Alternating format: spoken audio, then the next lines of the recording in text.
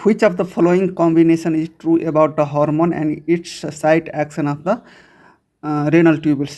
तो यहाँ पे देखिए, यहाँ पे क्या बोल रहा है, ये कौन सा ट्रू स्टेटमेंट है हार्मोन के बारे में। तो देखिए हार्मोन साइट ऑफ एक्शन कहाँ पे होता है, hormone site of action collecting duct, collecting duct, collecting duct क्या है, hormone action site, hormone action site. और कौन कौन सा हार्मोन का एक्शन साइट है, नहीं तो देखिए एक हो गया कौन, एल्डोस्टेरोन, एल्डोस्टेरोन। सेकेंड क्या हो गया, anti diuretic hormone ADS. Third क्या हो गया, एएनपी, एएनपी का फुल फॉर्म क्या हो गया, एट्रियल नाइट्रियूरेटिक पेप्टाइड।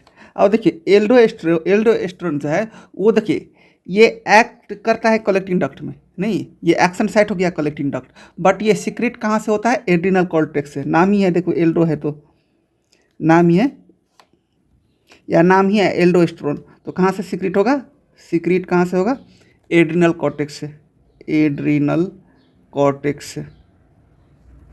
देखो adrenal sorry aldosterone also known as life saving hormone, life saving hormone, hormone. तो यहाँ पे देखिए आंसर कौन सा हो गया, एल्डोस्टेरोन एक्शन साइट कहाँ पे है, कलेक्टिंग डक्ट में। देखिए एएनपी का भी action site collecting duct, anti diuretic hormone का भी एक्शन साइट कलेक्टिंग डक्ट। तो यहाँ पे आंसर ए, ट्रू स्टेटमेंट कौन सा हो गया, ए। एल्डोस्टेरोन एक्ट ऑन, तो देखिए एल्डोस्टेरोन एक्ट ऑन, तो देखिए एल्डोस्टेरोन का प्राइमरी एक्शन साइट कौन सा है, action site P cell, principal cell and I cell है। देखिए और प्रिंसिपल सेल और आई सेल कहाँ प्रेजेंट रहता है, कलेक्टिंग डक्ट में, presenting in collecting duct, collecting duct. तो यहाँ पर देखिए आंसर कौन सा हो गया, ए, कलेक्टिंग डक्ट। देखिए आई सेल जो है सो एसिड बेस बैलेंस करता है किडनी में, एसिड बेस बैलेंस, ये भी एमसीक्यू पॉइंट है। CO2 is mainly transported in blood in which form. तो सबसे पहले देखिए जो CO2 ट्रांसपोर्ट होता है ब्लड में वो 3 फॉर्म में होता है, 3 फॉर्म में। फर्स्ट फॉर्म क्या हो गया, HCO3, as a HCO3 form में, एज अ HCO3 फॉर्म में, वो है ये मेनली ट्रांसपोर्टेड कार्बोनेट फॉर्म में करता है, ये mainly transported in carbonated form, in bicarbonate form, average में 70% बाइकार्बोनेट फॉर्म में ट्रांसपोर्ट करता है। और सेकेंड देखिए एज डिजॉल्व CO2 फॉर्म में, एज डिजॉल्व CO2 फॉर्म में, CO2 as dissolve CO2 form में कितने परसेंट करता है, 6 to 7% CO2 ट्रांसपोर्ट करता है, CO2 ट्रांसपोर्ट करता है। और थर्ड में देखिए एज कार्बो एमिनो कंपाउंड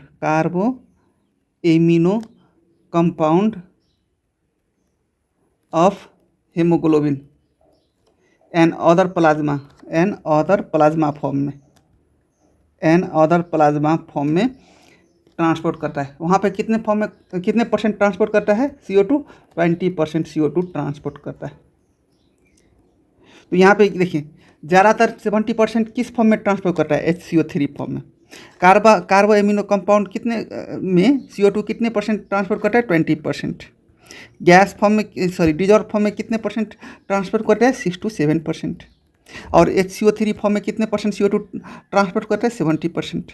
तो यहाँ पे आंसर कौन सा हो गया, B. The tubuloglomerular feedback is mediated by. तो यहाँ पे देखिए सबसे पहले यहाँ पे मैकुला डेंसा के बारे में समझिए, क्योंकि हर जगह पे मैकुला डेंसा है, देखिए हर जगह पे मैकुला डेंसा है, तो यहाँ पे गप जो बात होगा मैकुला डेंसा का होगा। तो मैकुला डेंसा जो है मोस्ट इम्पोर्टेंट सेंसर है GFR का, macula densa is most important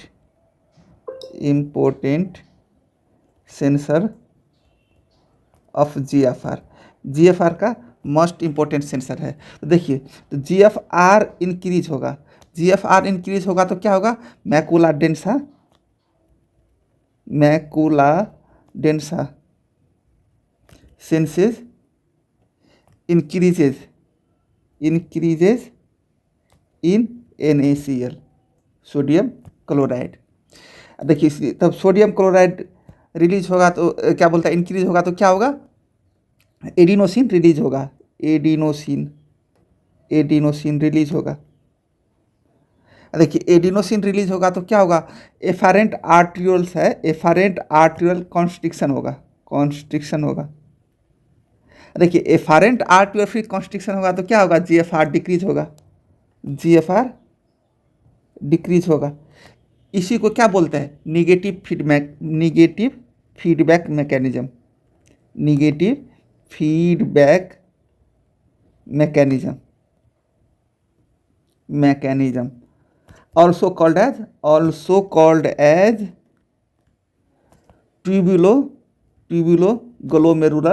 glomerular feedback mechanism, feedback mechanism, mechanism। तो यहाँ पे देखिए ऑप्शन में देखिए सोडियम क्लोराइड, तो सोडियम को देखिए sensing of the sodium chloride concentration in macula densa, answer क्या होगा यहाँ पे डी। यहाँ पे देखिए macula densa senses increased in sodium chloride, तो यहाँ पे आंसर होगा D. In proximal convoluted tubule H plus ion is exchange for the sodium ion, H plus PCT में H प्लस आयन जो एक्सचेंज किसके, कौन सा आयन के साथ होता है, सोडियम आयन के साथ, उसको क्या बोलते हैं, sodium hydrogen counter transporter, sodium hydrogen, hydrogen counter transport, counter transport. ये क्या है, एंटीपोर्ट है, एंटीपोर्ट। और एंटीपोर्ट है सो किसका एग्जाम्पल है, सेकेंडरी एक्टिव ट्रांसपोर्ट का, किसका पार्ट है, सेकेंडरी एक्टिव ट्रांसपोर्ट का, एक्टिव ट्रांसपोर्ट का। सेकेंडरी एक्टिव ट्रांसपोर्ट का दो पार्ट होता है, कौन सा होता है, सिम्पोर्टर और एंटीपोर्टर। जो सेम डायरेक्शन में जाता है उसको सिम्पोर्टर बोलते हैं, और जो अपोजिट डायरेक्शन में जाता है उसको क्या बोलते हैं, एंटीपोर्टर, अपोजिट डायरेक्शन।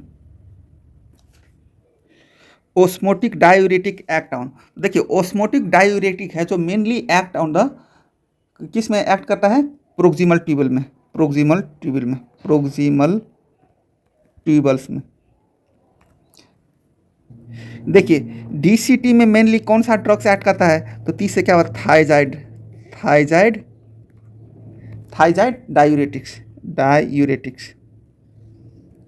देखिए कलेक्टिंग डक्ट, कलेक्टिंग, कलेक्टिंग को इसे लिखिए, कलेक्टिंग, कलेक्टिंग डक्ट। तो यहाँ के देखिए स्पेलिंग में क्या आया, के आया, वर्ड में क्या आया, के आया। तो कलेक्टिंग डक्ट में क्या होगा, potassium sparing agent, potassium sparing agent act करता है, या डायूरेटिक एक्ट करता है। और देखिए प्रोक्सिमल ट्यूबल्स में ओस्मोटिक डायूरेटिक भी एक्ट करता है, और एक तो और भी ड्रग्स एक्ट करता है, कौन सा हो गया, carbonic anhydrase inhibitor, carbonic anhydrase inhibitor, inhibitor भी ओस्मोटिक डायूरेटिक में एक्ट करता है।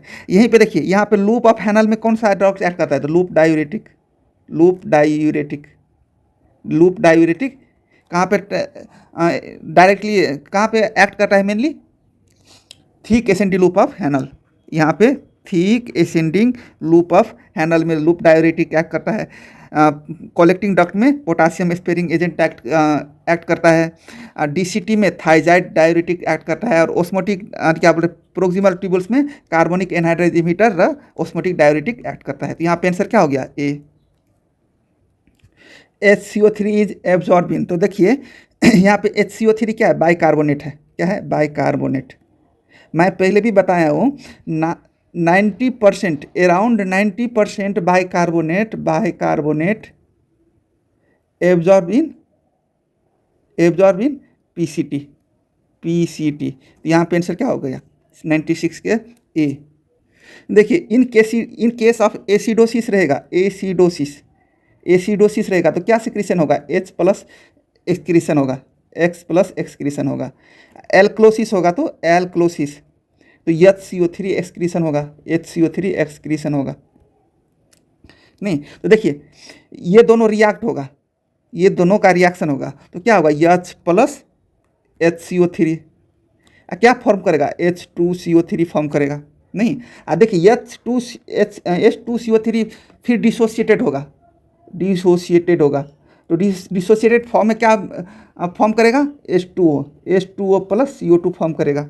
नहीं और देखिए जो H2O है, ये H2O है, ये कहाँ पे इंटर करेगा, enter to PCT cell, enter to PCT cell, PCT cell में इंटर करेगा।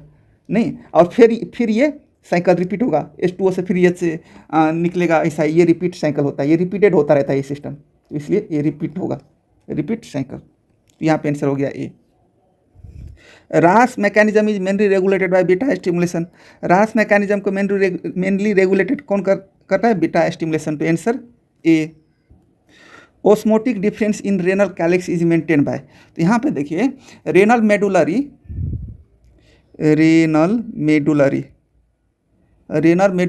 हाइपर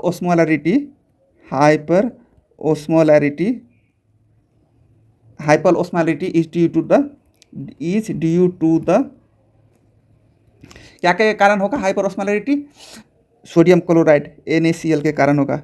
सेकेंड क्या के कारण होगा, यूरिया। थर्ड पोटासियम के कारण होगा। मोस्ट इंपॉर्टेंट फैक्टर कौन सा है, sodium chloride. Most important factor कौन सा है, सोडियम क्लोराइड। वो क्या काउजिंग करता है, hyper osmolarity, causing hyper osmolarity. तो यहाँ पे आंसर क्या हो जाएगा, सोडियम क्लोराइड का B. 25 cholecalciferol is converted into the 125 dihydroxy cholecalciferol. तो यहाँ पे देखिए 7 डिहाइड्रो कोलेस्ट्रोल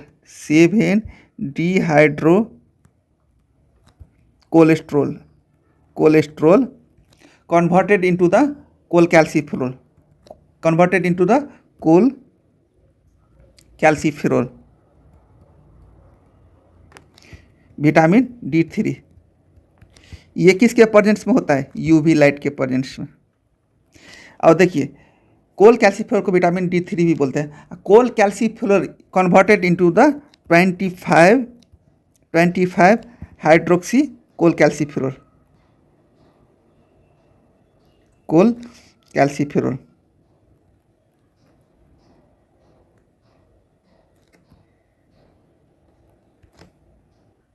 तो यहाँ पे देखिए cholecalciferol converted into the 25 cholecalciferol, ये कहाँ पे होता है, लीवर में। कौन सा एंजाइम के प्रेजेंस में, 25 हाइड्रोक्सिलेज एंजाइम के प्रेजेंस में, 25 हाइड्रोक्सिलेज एंजाइम के प्रेजेंस में। यहाँ पे देखिए 25 cholecalciferol converted into the 125 cholecalciferol. ये कहाँ पे होता है, किडनी में होता है। और कौन से एंजाइम के प्रेजेंस में, 1 अल्फा हाइड्रोक्सिलेज एंजाइम के प्रेजेंस में, तो यहाँ पे क्या बोला है, 25 to 125 नहीं, तो 25 to 125 बोला है, तो ये कहाँ पे हो रहा है, किडनी में हो रहा है। तो यहाँ पे आंसर क्या होगा, किडनी होगा। स्किन में क्या होता है, 7 डिहाइड्रोक्सी कोलेस्ट्रोल। और देखिए लीवर में क्या होता है, cholecalciferol converted into the 25 cholecalciferol. Water is maximal reabsorption in. तो देखिए वाटर मैक्सिमम रीअब्जॉर्ब कहाँ पे होता है, प्रोक्सिमल कन्वोल्यूटिव ट्यूबल में। ये मैंने पहले भी बता दिया हूँ।